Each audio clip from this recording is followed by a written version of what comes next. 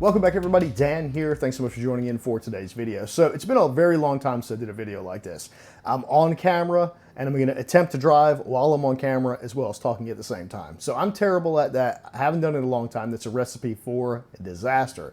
But I think it'll be a fun video, so hang in there with me and let's see what we can do. So the main reason of this video is I wanted to make a video talking about my absolute favorite car in any sim. It doesn't matter how many new sims come out, how many new car packs come out, how many mods get created.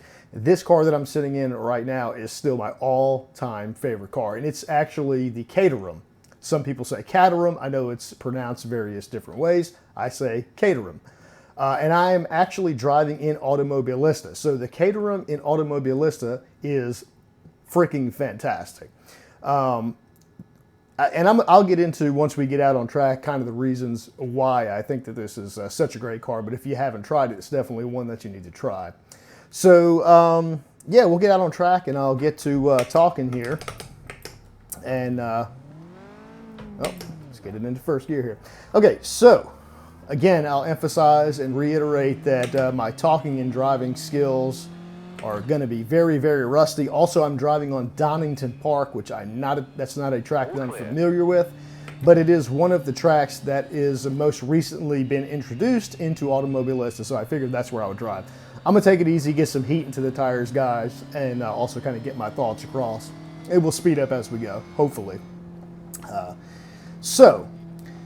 Real quick before I talk about the car, I wanted to mention something that I actually talked about on my community post earlier today. And so if you saw my community post, you know what this is, but if you did not see, ooh, these tires are still very cool. If you did not see my community post, what I posted was that I finally placed an order for a new rig. So if you follow me for a long time, you know that I have been using for many, many years a GT Omega ART cockpit. It's been a fantastic cockpit. I have really no issues with it.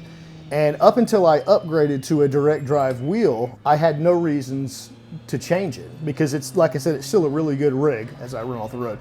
But what you may notice in this video here, hopefully you can see, is that the force feedback, even though I have it turned down pretty low on this AccuForce direct drive wheel, it really like I can take this and I can move this. Hopefully you can see how the wheel's moving back and forth. So it just doesn't have the strength and the rigidity to handle a very heavy direct drive wheel. And you know, that's just par with the course. This was not intended to do that. It was not intended to carry the weight of a direct drive or carry the torque, the power of a direct drive wheel. So I knew eventually I was going to have to upgrade rigs. I've spent the last 6 months or something looking into them, in the last 2 or 3 weeks really researching what was out there and trying to figure out what I was going to spend my money on. And so I narrowed it down to a couple, and I ended up going with the SimLabs GT1 Evo. And so if you don't know, that's an 80/20 rig. It's not as big as their really fancy and bulky rig, which I can't think of the name of it right offhand. But it is an 80/20 rig. It is a super sturdy rig. But what drew me to it was, number one, the price. The price comes in very, very good, like shipped to my door.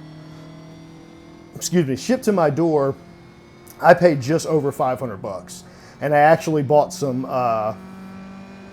extras with it and stuff like that, so I didn't just buy the rig. So I thought it was a pretty good deal for what you get because it's a really, really solid rig. And also, being that it's 80/20, you can just add to it and add to it and add to it. So I just wanted to mention that I did get a new rig. There's nothing wrong with this rig other than it just cannot really handle the force of a direct drive wheel. Now, if you never plan on upgrading to a direct drive wheel, then the GT Omega ART cockpit is a fantastic choice. This thing has lasted a long time. It's been a really, really awesome rig. So this is going to turn into like a secondary rig, probably. I'll probably throw my Thrustmaster on it and you know, do something with it. I don't know what. I don't know if I have room for all that. So that's going to be down the road. But I did order. I placed the order. I purchased it, and it should be here within 3 weeks, is what they say. So now I'm just not so patiently waiting. Yeah, did that clean up everything I wanted to talk about? I think that was it. Oh, I will mention really quick, I know a lot of you are waiting for the AccuForce review. One of the main reasons why I haven't done the full review of the AccuForce is because I couldn't use the AccuForce to its full potential because I have it sitting on a GT Omega ART cockpit, which just does not have the strength, as I said earlier.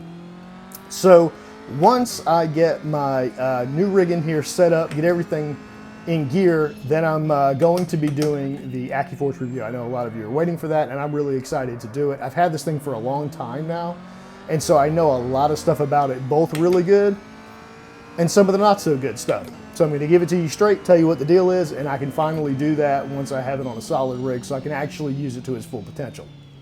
So I'm going to have to put a timestamp or something in the comments for those of you who just came for the car that we're driving today. So we're going to move on to that so that this doesn't get too terribly long. So again, I'm driving the Caterham, or Caterham, depending on how you want to say it. I'm driving at Donington Park, which I am just learning right now. I don't know it well, and you can probably tell that by my driving. And I'm driving this car because I wanted to emphasize how much that this car is absolutely my single most favorite car in all of sim racing. And I'm not the kind of person anymore that kind of gets invested in one series and just drives that series over and over again. I jump between cars a lot, back and forth, back and forth, back and forth. So came in a little hot to that one. So I try a lot of different cars, right? All of them, everyone I can get my hand on, I try them. And still, every time I come back to this Caterham in Automobilista, it speaks to me. There's something about the combination of the physics and the force feedback that Automobilista offers, and then the fact that this car is very light. And speaking of very light, there's about 6 or 7 different versions of this car in Automobilista that you can drive. They're all great.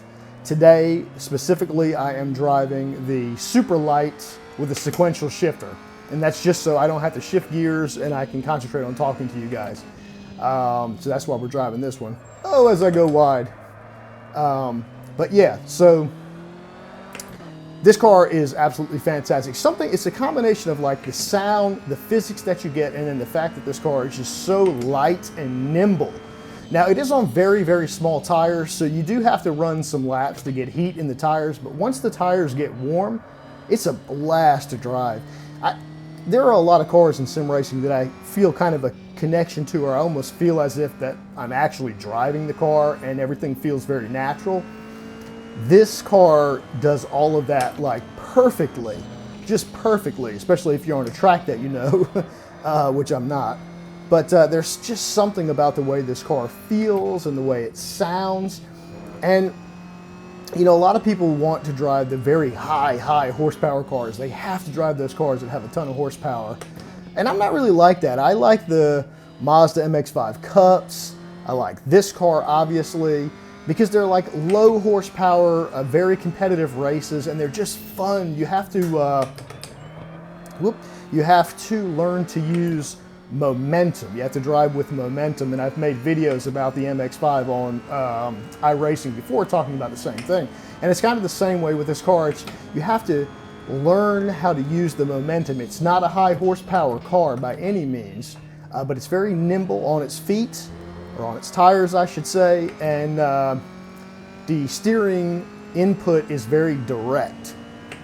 The one thing that I do like about this car, and specifically in this game, is you get a really good feeling of the weight of the car and where the weight is as you're transitioning through corners.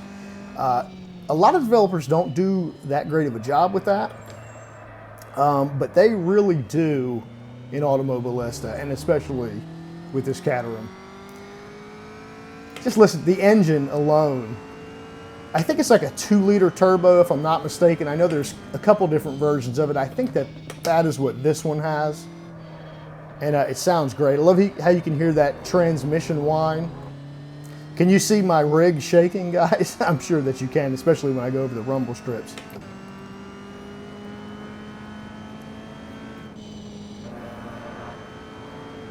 Please forgive my driving line and all that stuff here, guys. I know it's terrible. But yeah, I honestly have tried to find cars that I like better than this. I can't find one. I mean, I could just drive around in this car lap after lap after lap, and it just keeps a smile on my face. It's so much fun. It's a really good balance between oversteer and understeer. You can tell, just like that, you can tell immediately when you're starting to overdo it and when you're starting to cook the tires because they're so skinny. But the thing is, it's not too late. If you start to overdo it, you can feel it, you understand that you're doing it, and you can slow down in time, or kind of get out of the throttle to get the car under control. So it's not, I guess what I'm saying is it has a lot of stability, right? Whereas a lot of cars, too hot. A lot of cars, once you get to the point, especially in a sim, in any sim, once you get to the point where you've overdone it, it's too late. And I hate that about a lot of cars. But this little car, yeah, I think now what's happened is I've gotten to the point, because I'm doing such a terrible job driving, that I'm just cooking the tires, and the tires are just done. So that's probably what's going on, because I'm really feeling like I don't have a lot of grip now. But yeah, if you've never tried this car, like I said, guys, you got to get in it, give it a whirl. It's fantastic. The noise. Also, if you are going to drive this car and you're not going to be talking like I am, definitely give a manual transmission version. This same car, if you want to, in a manual transmission, is freaking a blast just to road through the gears. I can only dream of driving one of these in the real world. Boy, would I love that.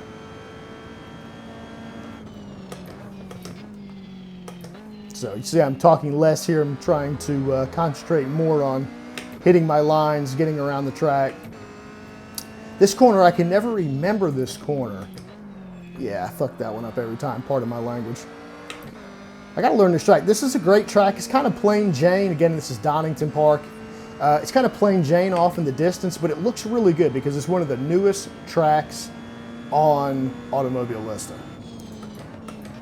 I think they actually co-developed this, and I can't remember which one, but this one and one other track, they're co-developing it to be in Automobilista 2, I believe, which I'm super excited for. I hope that the physics in Automobilista 2 are exactly like this. I hope they don't change anything about the physics. I just hope they take these physics and plant it inside, that Project Cars, the Project Cars visuals, or whatever you want to say, the graphics engine that Project Cars uses. But we'll just have to wait and see. So far, I'm being honest with you guys, and I'm getting into a topic that could definitely be for another video, which I might make it. So far, the videos that they have released for Automobilista 2 have been quite underwhelming, if I'm honest. If it's not significantly better than it seems when it comes out, then I would be just as happy to continue playing AMS 1, to be honest with you. But I have high hopes. I know they're still in development, and hopefully it'll look a little crisper, a little cleaner. Because that's one thing that I really do love about Project Cars. The actual, the visuals are great. Project Cars is a little punchy for me. The colors are a little bit too vibrant. It's a little too cartoony for me. But if they could dial that back, all the other visuals look great. And it's a really easy running game. Pretty simple for basic systems to run that graphics engine. I forget what it's sitting on. I know they have some kind of terminology that they call it. Anyways, I just call it the P-Cars 2 graphics engine. That's supposedly what Automobilista 2 is going to be sitting on top of. But I really hope they don't change the physics But again, that's going to be a video for another day. So too hot. Damn, too hot. Here I am off the track again. So instead of continuing to drive off the track with you guys watching me to see how terrible I am, I'll probably just wrap this one up. So yeah, so Caterham Automobilista 1. I believe it was part of a DLC pack pretty early in the lifespan of AMS. It may even come with AMS if you purchase the game now. I don't really know. But if you don't have it, it's worth going and finding it and picking it up. It's got to be pretty dirt cheap by now, I would assume. I don't even remember AMS being expensive when it was new. So, yeah, for sure. Go check this out. Great car. A lot of fun. Well-balanced, well-balanced, very good fun. And then, yeah, I'm super excited and super stoked about the new rig that's coming. That's... I'm like antsy waiting for it, and I literally just ordered and paid for it today. So they said it'd be like a three-week wait. So we'll see what happens. So anyways, I also just realized that my mic is right here, and I've been holding my hands and popping my hands and stuff. So hopefully you guys couldn't hear that. But if this wasn't a total disaster and a total train wreck, you'll see it on YouTube. If it ends up being a train wreck, it will never make it to YouTube. But if you sat through this whole thing and you enjoyed it, guys, please click the like button. If you're new here, click the subscribe button. I've got a lot of tutorials, things that you can probably see in the background that need to be reviewed, all kind of stuff that we're going to do here. So, yeah, if you want to hang in for it and be around for it when it gets uploaded to YouTube, make sure you subscribe so you know. Hit the bell too. So thanks so much for watching, guys. As always, I'll talk to you in the next video. We'll see you later.